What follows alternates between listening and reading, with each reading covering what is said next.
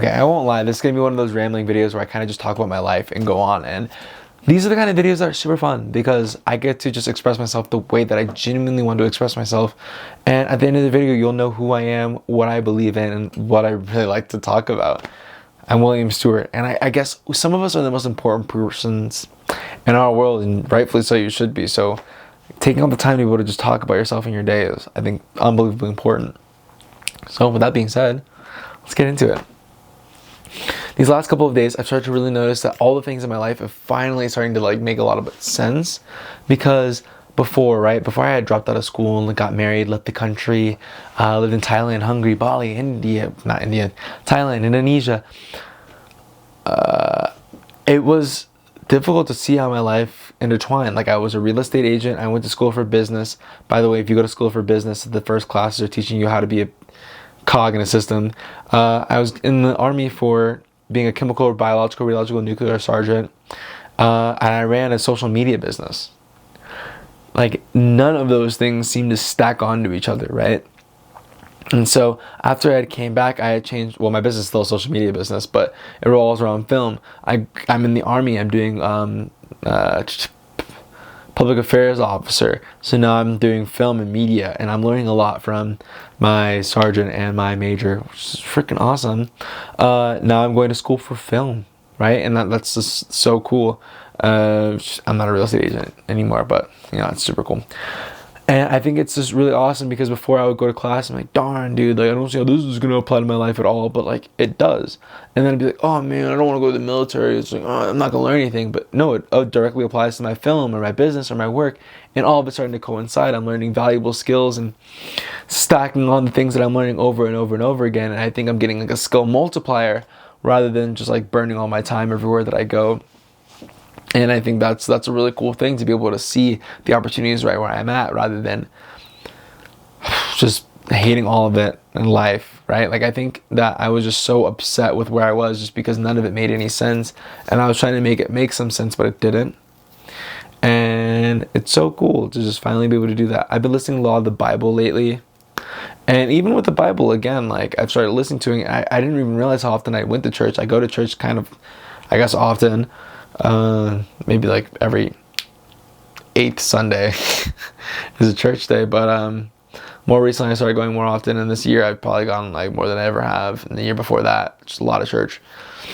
And I started to realize that I understand so many of the stories in the Bible and the meaning behind them and why the things in the Bible happened, and the parables and the similes to life and how they apply. For example, one of the things that they talked about today was, would you not leave the 99 sheep in the wilderness to go find the one sinner sheep and then come back and rejoice? And that's something that you should see in all throughout life, is if you're losing something and you're missing something, you should go out and find it, clean the house, get ready, prepare, and be diligent about the things that you have and save that one thing. For example, it could be a coin, it could be a sheep that had left, it could be a fallen brother, it could be whatever it is, but I think it revolves around being very, very grateful for what you have and not flagrant with your losses, and not so dismissive of the things that are gone or that you have possession of that just fall away and that you're slipping away from. And that, I think that just helps you acknowledge all the things that you have in life and how important that everything is. And that significance, right? I think there's also stories about the way that Jesus saves people is very interesting, because I don't know, one of the lines was homeboy cut off the guy's ear and then Jesus heals his ear, and it's have you suffered enough? It's who was going to freaking betray Jesus? Jesus Christ. Some of the things that happen, Jesus Christ, some of the things that happen are just unbelievably wild and messy, and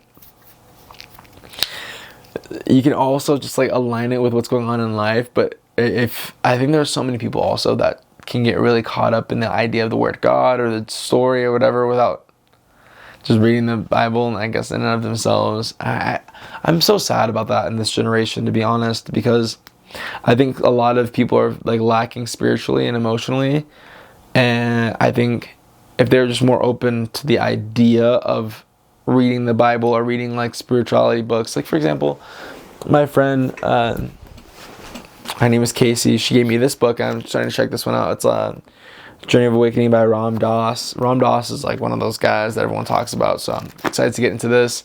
I've got books on Krishna. I've got books I've read from so many different cultures. I mainly grew up with like Jewish like religions around me. My family was Christian, but yeah, they didn't really do holidays too much. So, and my whole like community was Jewish. So, I think I've gotten such a wide, vast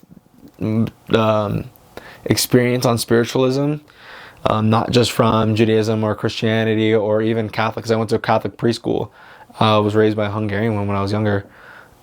For as a nanny, she had me as a nanny. I was there all the time. So I think I have like so many background ideas that it's not so difficult for me to get blindsided by the word God.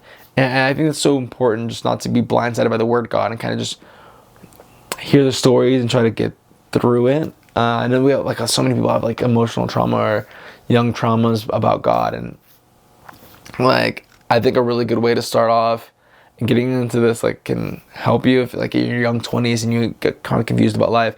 I started reading this book called Think and Grow Rich, and my initial intention was to just have a bunch of money, right? But as I started reading the book Think and Grow Rich, I think I learned a different level of spiritualism inside of that, and like controlling of the mind, and that same understanding of controlling the mind and controlling your reality and controlling the destination of your future.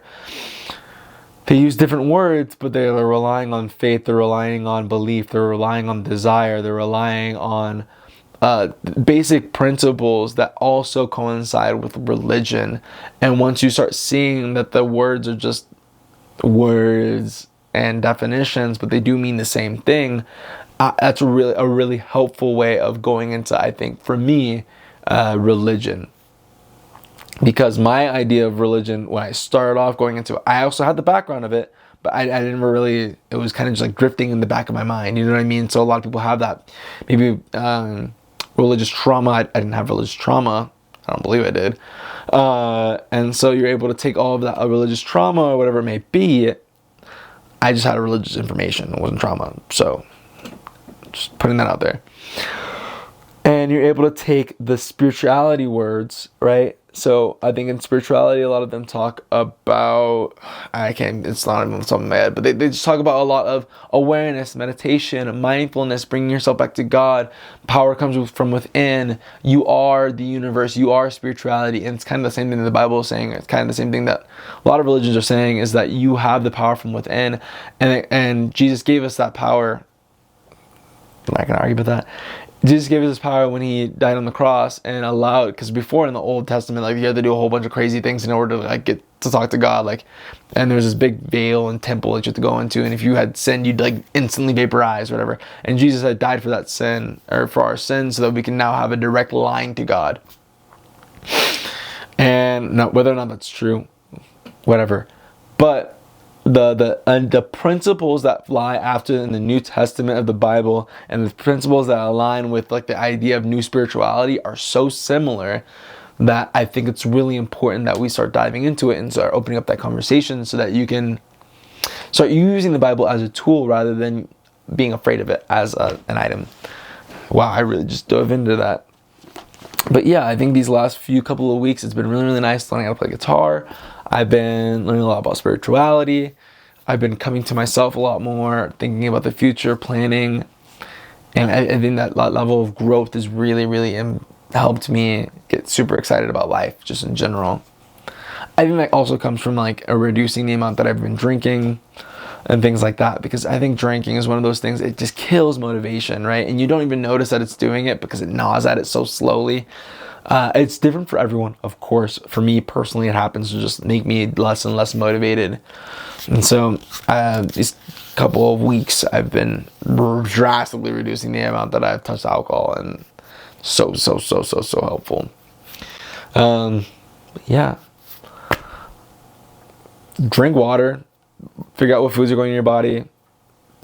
Try some religious stuff out, but I would say if you're afraid of religion, not the word afraid, but if you are hesitant about getting into religion, as you should be, do your own research, figure out what works in your life. This is the reason I'm here, is because I figured out what's working in my life.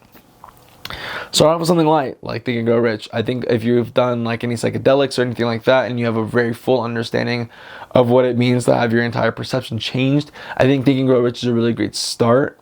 Going into like Earl Nightingale, Napoleon Hill, Bob Proctor, these kinds of people, they'll explain how the mind works, and it really does help you understand what you experience inside of these psychedelic experiences, if you experience those, and what is going on inside of the Bible, and also like spirituality, right? And all those things really coincide once you start seeing all the pieces coming together. So I'm very excited for you in your future. So go ahead, follow my account for more stuff that I talk about my life, and leave a comment talking about something spiritual, the spiritual experience you've had. It doesn't have to be Christian, it doesn't have to be godly, but if it is, bring it up. And if it's spirituality, bring it up. I'd love to just open up the dialogue and talk about it. So from my heart to yours, I love you. Cheers.